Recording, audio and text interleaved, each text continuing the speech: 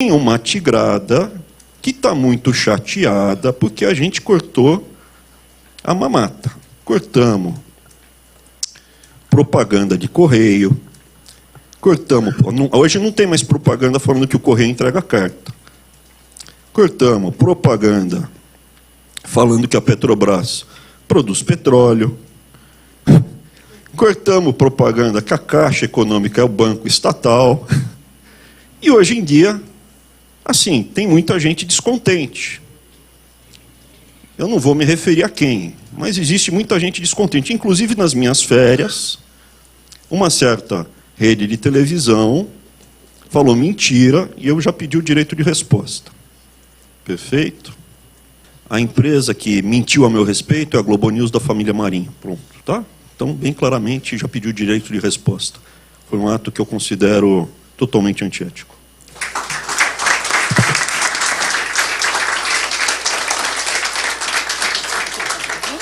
Senhoras e senhores, encerramos assim um momento solene e abrimos para a imprensa.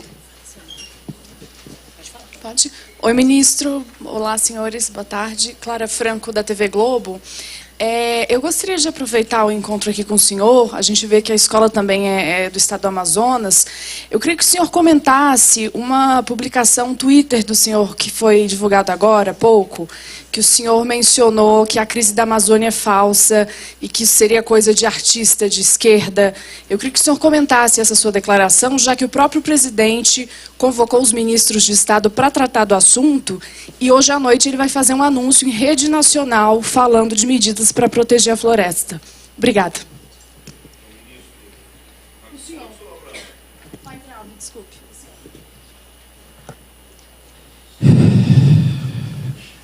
Comentei no Twitter uma coisa relativamente óbvia. O Brasil acabou de fechar. O Brasil é uma das poucas áreas do mundo onde você ainda tem terra em abundância, sol e água disponível para você fazer agronegócio. Se você tiver que atender a demanda mundial crescente por alimentos, se você for para a Austrália, o rio Murray-Darling, ele não chega mais ao mar.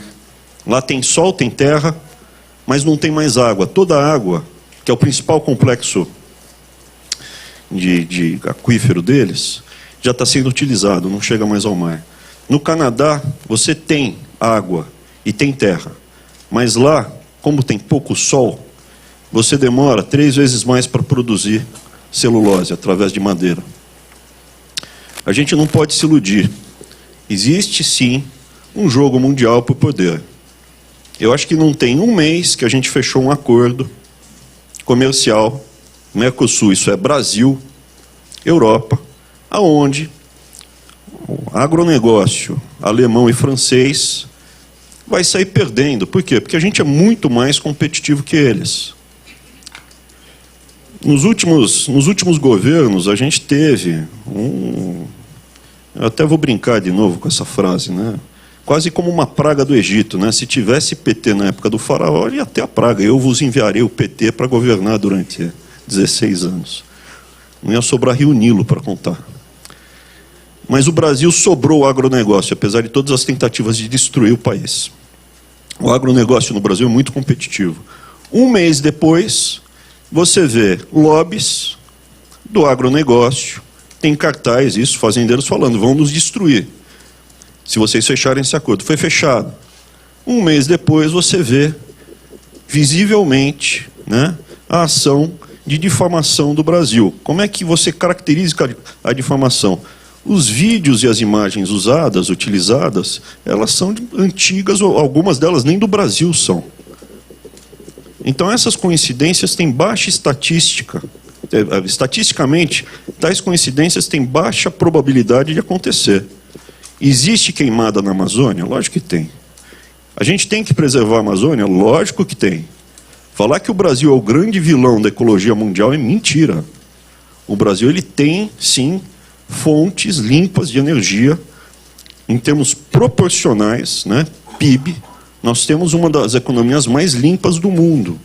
Isso é verdade, não tenho que mentir. A Amazônia está sendo destruída, estamos perdendo cobertura vegetal, mas não de forma dramática que comprometa no curto prazo.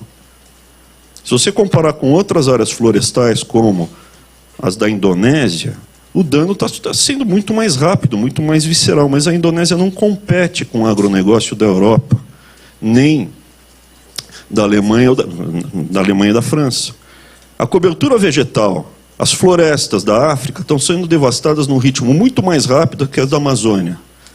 Mas não existe agronegócio na África que comprometa o agronegócio da França e da Alemanha.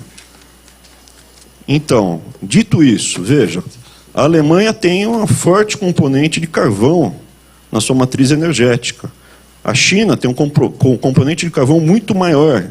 Eles são muito mais danosos do que qualquer outro impacto. A nossa área florestal, ela perde com a queimada, mas ela é recomposta. Está havendo também aumento da área plantada de terra, então é a captura de carbono. Em termos de captura de carbono, que é o que conta para efeitos estufa, o Brasil ele não é um agressor, não é o principal agressor. Um canadense ou um norueguês, pelo fato de viver num lugar tão frio, ele demanda muito mais energia, e principalmente energia suja, para manter o padrão de vida dele. Então, colocar o Brasil como sendo o grande vilão, um mês depois desse acordo, evidentemente que não é coincidência. A isso junta-se, né, então esse foi um vetor, a isso junta-se as ONGs.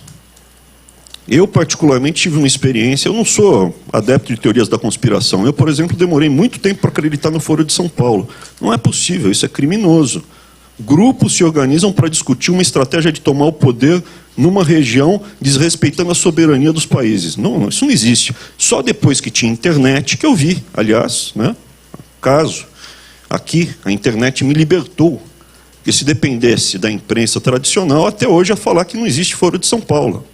Então, existe, sim, grupos que se organizam. Eu, nas minhas férias familiares, estava com as minhas crianças em Santarém, na Amazônia. Eu já fui para várias vezes para a Amazonas. Eu não sou um artista sofisticado que fala da Amazônia, mas tira férias em Paris. Eu sou um brasileiro da Gema, que nas minhas férias eu vou para passear pelo Brasil, o meu país. Eu conheço a Amazônia razoavelmente bem. Tanto é que nas minhas últimas férias eu estava em Santarém. Pela segunda vez.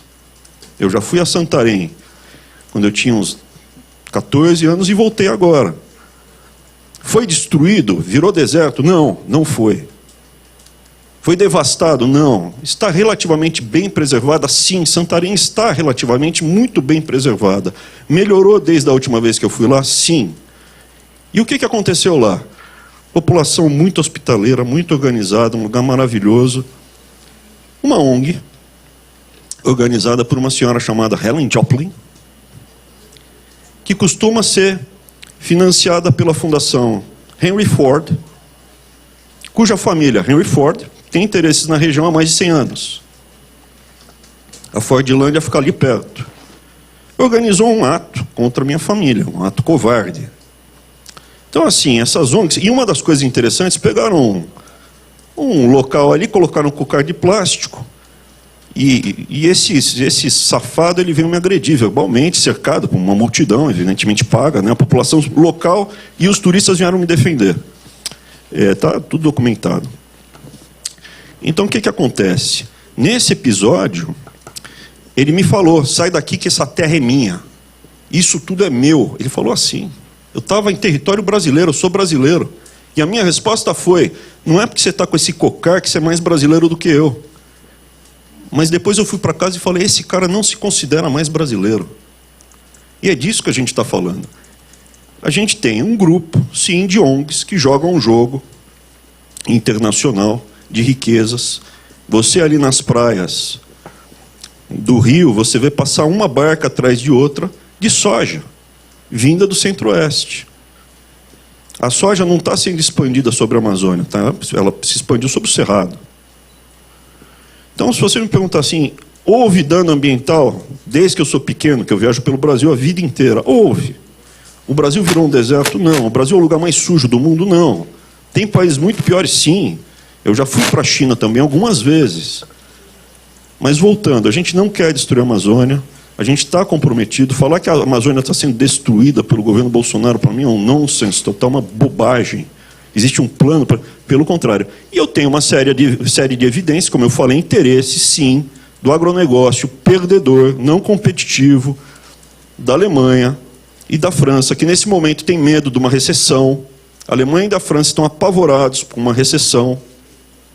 Se organizaram para aumentar o lobby. Está havendo um fechamento comercial mundial, fruto de uma guerra comercial entre o Brasil, entre os Estados Unidos e a China. Isso vai impactar a Europa. A Alemanha e França, covardemente, se uniram para se defender uma área deles que gera muito emprego, que é o agronegócio deles, que não é competitivo.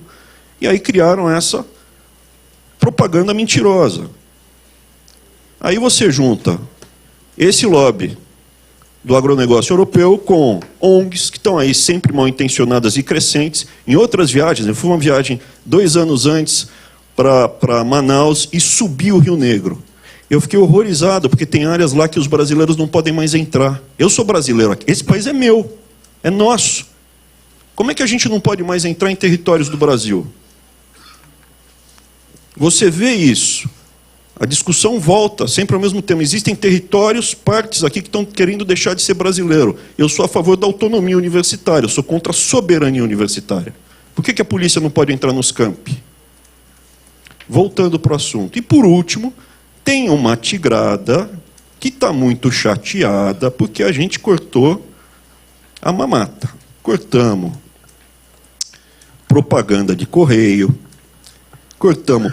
Hoje não tem mais propaganda falando que o correio entrega carta. Cortamos propaganda falando que a Petrobras produz petróleo. Cortamos propaganda que a Caixa Econômica é o banco estatal. E hoje em dia, assim, tem muita gente descontente.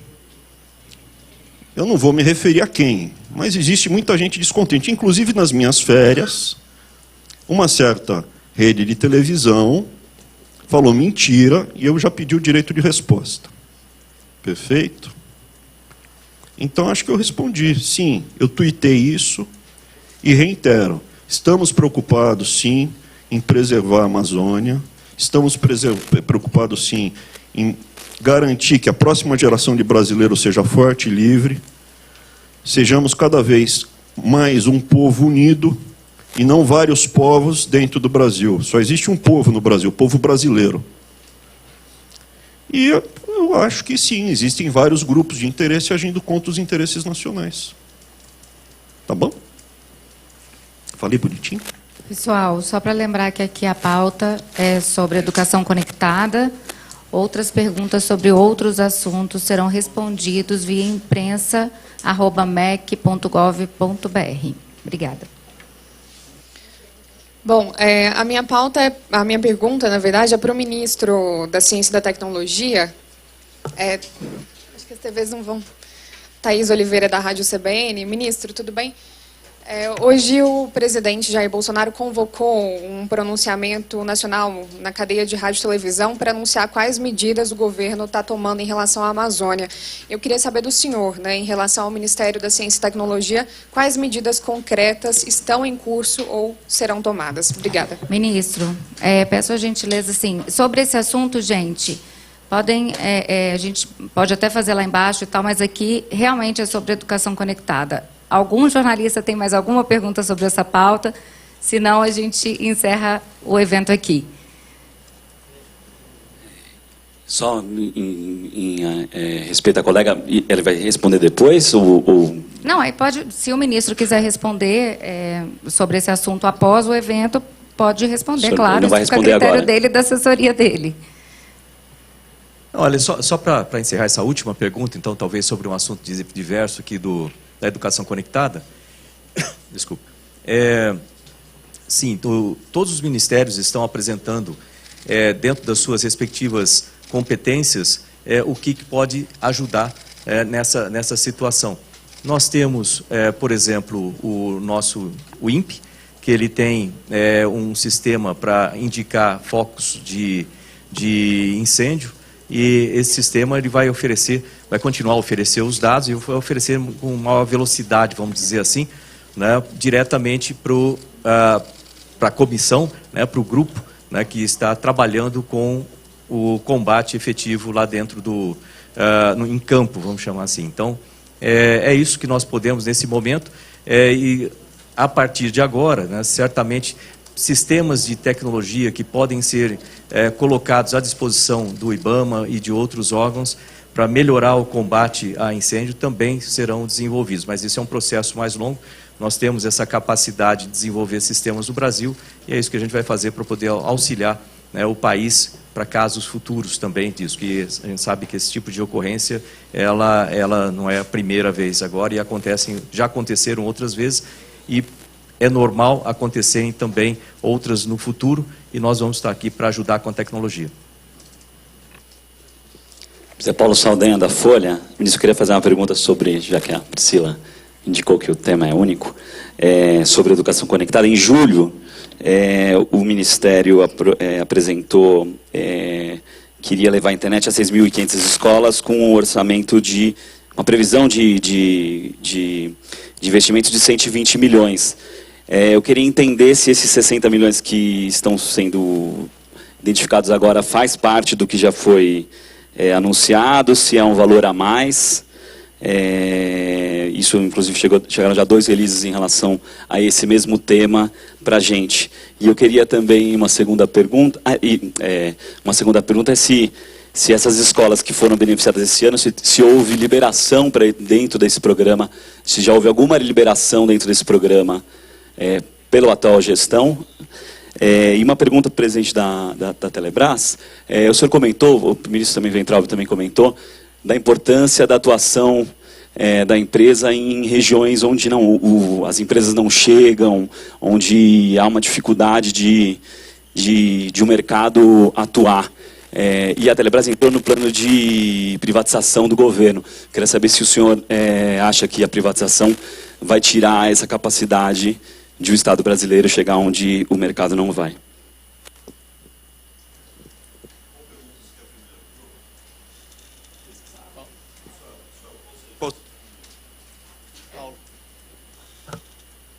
Saldanha? Qual você quer primeiro? A segunda resposta, a privatização não atrapalha, porque você é relativamente fácil. Você faz uma solução de mercado. Você consegue atender localidades afastadas através de subsídio. Ou fazendo um contrato. Não tem mistério. Você pode fazer esse atendimento. É uma solução relativamente fácil de você desenhar. É um contrato estruturado de prestação através de subsídio cruzado. Não vejo nenhum impedimento. A solução relativamente tranquila de fazer. Basta ver a questão de uma solução hoje que não faz o menor sentido. Quando houve a privatização da antiga... Todo o sistema de comunicação, né? Era a Telebrás também, né? Mas vendeu e quebrou todas as empresas. Tinha que fazer orelhão. Até hoje eles têm que fazer orelhão. É só pôr no contrato. Não é difícil. Quanto à sua primeira pergunta, eu acho que são duas coisas diferentes. A Aline está aqui falando, esses 120 milhões é para estrutura de banda larga de alta conectividade. Esses 60 milhões foram entregues é para conexão remota via satélite. Não é isso, Aline? Falei bobagem. A Aline está falando que eu falei certinho. É porque as escolas urbanas são atendidas por esses 120 milhões via PDDE interativo, né, para terem acesso à rede já disponível. Isso.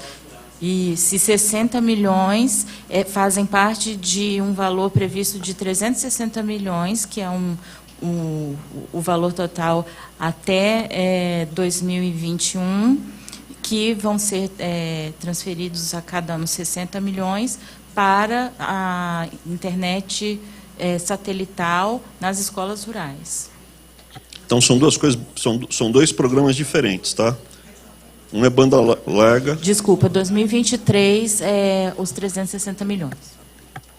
Tá, são dois programas diferentes. Mas, Saldanha, me ajuda aqui, por favor, porque o que você colocou é bem importante. Eu acho que não houve a preocupação no passado e o compromisso de nós, brasileiros, de conectarmos todas as escolas do Brasil com a internet. E essa reunião aqui, a gente chamou toda essa coletiva para isso. Chamar a atenção da importância e do compromisso que a gente precisa ter como país, como nação, como povo, de conectar cada canto do Brasil. Porque o Gustavo, conectado lá no Amazonas, ele tem condição de ser o que ele quiser lá, com a internet. E é disso que a gente está falando, entendeu? Não está no PNE, não está no Programa Nacional de Educação. E eu acho que, se você puder reforçar essa importância, que é isso que a gente está falando, porque, veja, junto com a conexão total de todas as escolas, o prefeito e o professor tocaram num ponto. Através de EAD, educação à distância, a gente consegue manter talentos como esses jovens que você viu, o Gustavo e os colegas dele, lá, e treinar eles para os ofícios e diplomas lá.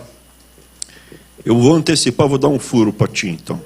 A gente está estudando, ainda está incipiente, ainda não vamos lançar, mas a gente está falando da Universidade Federal Digital e do Instituto Técnico Digital através de plataformas para o Brasil todo. É para lá que a gente vai caminhar.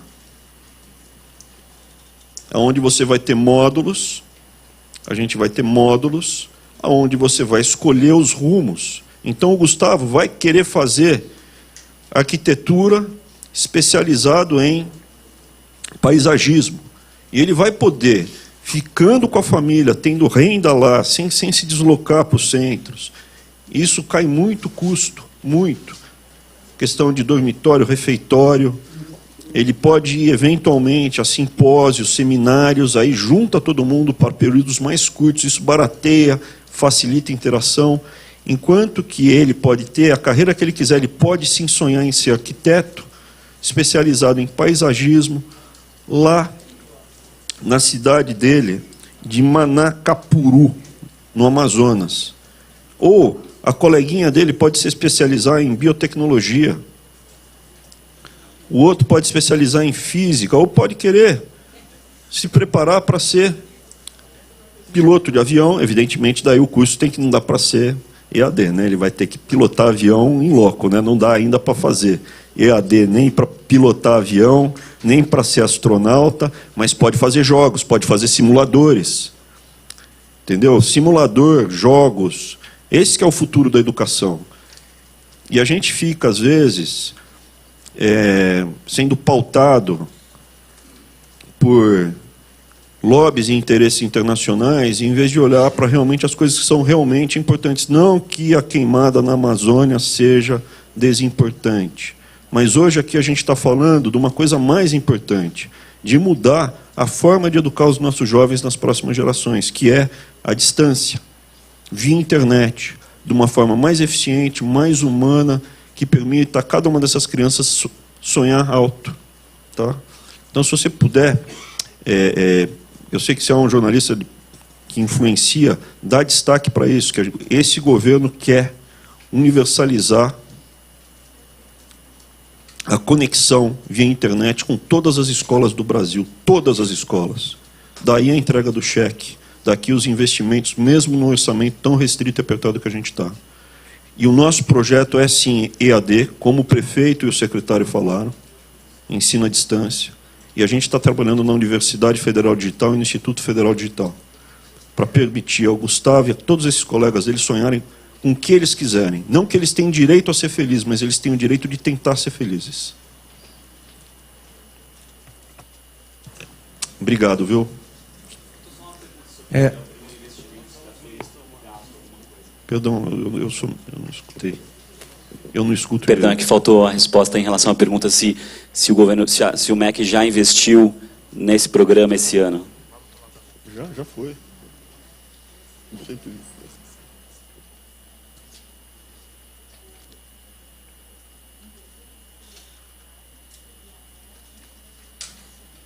Estamos executando 2 parcelas. A gente está executando 2 parcelas, tá? A partir de agora estamos executando 2. Tinha sido travado a do ano passado, e agora estamos soltando essa e a que tinha sido travada. Mas o principal não são é o compromisso que a gente quer estabelecer, e para isso eu queria levar essa discussão para o Congresso, porque o Congresso é soberano. O Executivo executa dentro de parâmetros que os representantes do povo no Congresso nos passam.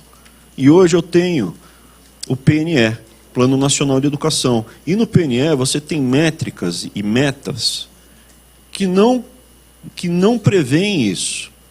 Prevê a construção de mais campi universitário, e não universalizar o ensino da pré-escola ou universalizar o acesso à internet para todos os rincões do Brasil. Tá? É importante essa universalização, porque você não ensina suas crianças. No final de semana, as famílias podem acessar o Wi-Fi, fazer um curso, pode ser curso desde padeiro para fazer pão em casa, até marceneiro, até curso de agronomia, o que for, através do ensino à distância. Se puder dar ênfase para isso, eu agradeceria muito, viu, Saldanha? Para trazer essa discussão para o centro do debate político. Eu acho que a gente se perdeu por esse lobby. Não vou falar que discutir a preservação da Amazônia seja espúrio, não é. Eu sou fã da Amazônia, eu gosto de ir para lá. Eu não fico de Paris escutando Bossa Nova e tomando Cabernet Sauvignon e falando como a Amazônia é bela. Eu gosto de ir para a Amazônia, eu gosto de ir lá. Então eu gostaria sim que fosse preservada. E eu posso falar que, olha, ao longo desses muitos anos, várias áreas lá estão bem preservadas. Não está tendo uma destruição como teve em outras áreas que eu visito e passeio. Se você for entre São Paulo e Rio de Janeiro de carro, ali rasparam tudo. Na parte do Rio de Janeiro, Serra de Araras, não tem nada, não tem um toco, tem uma árvore. Vai para a Amazônia, muitos trechos lá, graças também, aqui eu vou falar uma coisa que não como ministro, como Abraão. Eu acho que ter um polo tecnológico em Manaus, fruto da Zona Franca, não vou falar que do ponto de vista econômico é a coisa mais eficiente, mas do ponto de vista de nação e de desenvolvimento sustentável, sem agredir o meio ambiente, permitiu o quê? Ter um polo econômico que é menos agressivo ao meio ambiente do que se fosse uma população ali que não tivesse a Zona Franca de Manaus. Então, assim, eu queria pensar no Brasil sem ser pautado por lobbies internacionais.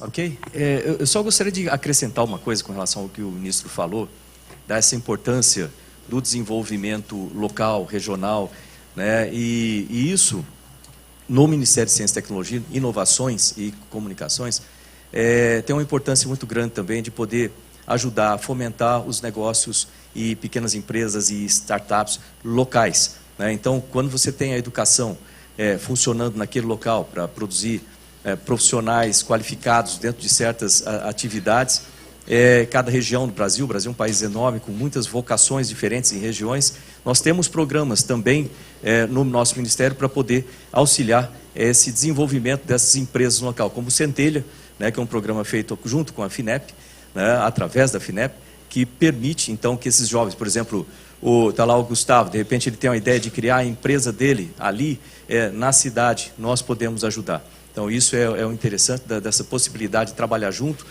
os ministérios em poder auxiliar a cadeia produtiva, auxiliar a termos cada vez mais jovens aí de sucesso no país.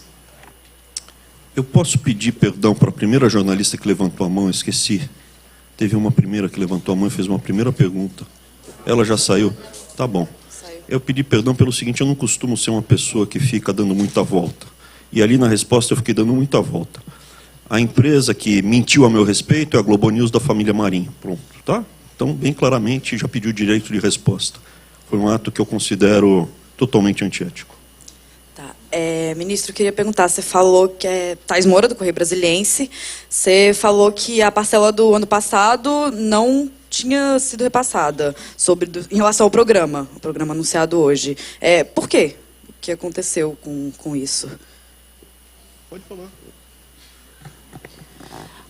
A parcela foi repassada, mas ela não foi executada. Então, ela ficou em restos a pagar, porque houve problemas de operacionalização. Sim, houve problemas de operacionalização, né, durante o ano passado, em relação à questão de como a Telebrás executaria, e aí, a partir desse ano que nós conseguimos destravar e conseguir realmente chegar com o serviço até as escolas. Tá? Senhoras e senhores, dessa forma agradecemos a todos que nos acompanharam via Facebook, agradecer imensamente aos alunos e participantes da Escola Municipal São João do Ubim, em Manacapuru, no Amazonas, e agradecer a presença e as palavras dos componentes da mesa. Está encerrada essa cerimônia.